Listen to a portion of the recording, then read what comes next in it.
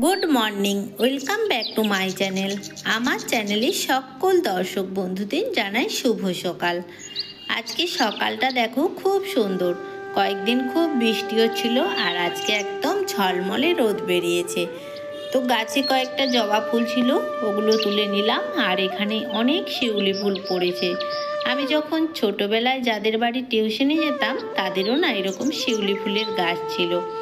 আর যখন টিউশনি ছুটি হয়ে যেত সাথে করে একটা প্লাস্টিক নিয়ে যেতাম, আসার সময় ওই শিউলি ফুল গুঁড়িয়ে আনতাম, এনে ঠাকুর মন্দিরে সুন্দর করে সাজাতাম। আর এই ফুলগুলো দেখেও ঠিক সেই ছোটোবেলার কথা মনে পড়ে গেল। আর আজকে হচ্ছে ভাইফোঁটা, আমার ননদ এসেছে তার ভাইকে ফোঁটা দেবে বলে। আর আমার মা বাবাও কিন্তু আজ আমার বাড়িতে আসবে। অনেক দিন পর আমার মা বাবা আজ আমার বাড়িতে আসছে, আমার খুব আনন্দ লাগছে। আর সকালে কাজ বলতে সেরকম কিছু থাকে না, একটা দিদি আছে সেই সব কাজ করে দিয়ে যায়। আর জলটাও ভরা হয়ে গেছে, এখন একটু চা করে খাবো সবাই মিলে, তারপরে সানে যাব। আর তোমাদের দাদা ভাই আর আমার শ্বশুরমশাই বাজার যাবে, বাজার করতে, যেহেতু ভাইফোঁটা অনেক বাজারই আছে, তো দুজনে মিলে বাজার করতে যাবে। আর রান্না বান্না যা আছে আমি আর আমার ননদ দুজনে মিলে করে নেব।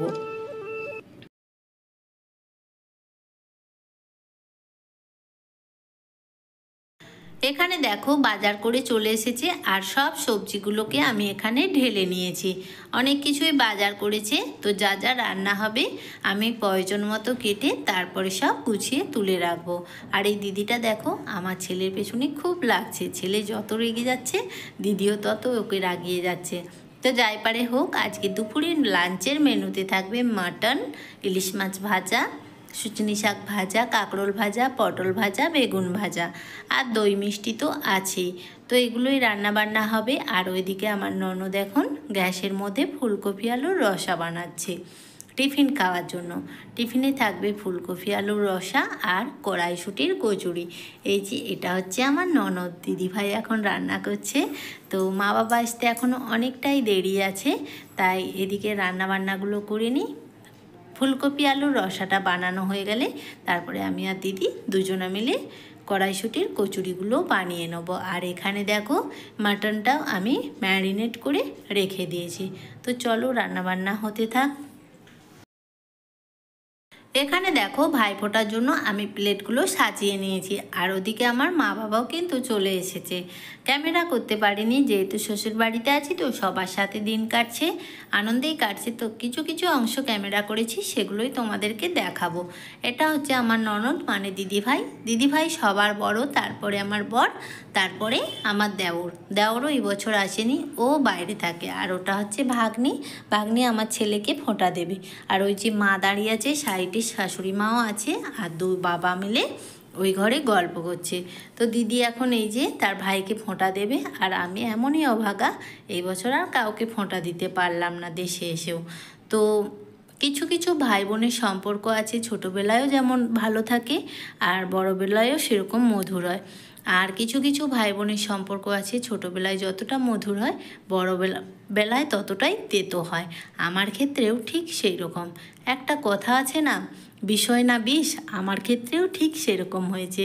তো আজকের এই শুভ দিনে বেশি কিছু বলবো না, তোমরা আমার ভিডিও দেখতে থাকো। যতদিন না ভাইরাল হচ্ছি ততদিন আমি বেশি কিছু বলবো না। যেদিন ভাইরাল হব আমার সম্বন্ধে, আমার বাবার বাড়ির ফ্যামিলি সম্বন্ধে সব কিছুই তোমাদেরকে বলবো। সেই দিনটার অপেক্ষায় আমি আছি।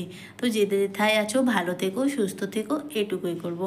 তো ভাইফোঁটার অনুষ্ঠান শেষ, এখন রান্নাবান্না। আমি ওই যে উনান পাড়ে এসেছি, যেহেতু অনেকটা বেলা হয়ে গেছে, তো এখন এই যে উনুনে আমি ভাত আর ভাজাভুজিগুলো করে নেবো। আর গ্যাসের মধ্যে ওদিকে দিদি মাটন আর ইলিশ মাছ ভাজা, ওগুলো দিদি বানাচ্ছে।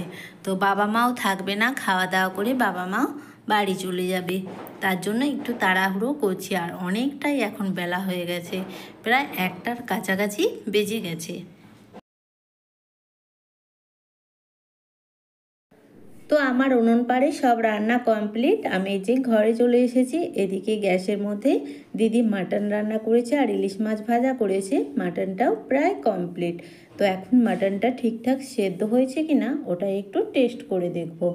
আর যেহেতু অনেকটাই মাটন, প্রায় 2 কিলোর মতো মাটন ছিল, তাই কড়ার মধ্যেই মাটনটা রান্না করেছে প্রেসার কুকারে, আর দেওয়া হয়নি। তবে এখনও একটু মাটনটা সেদ্ধ হবে, একটু শক্ত আছে।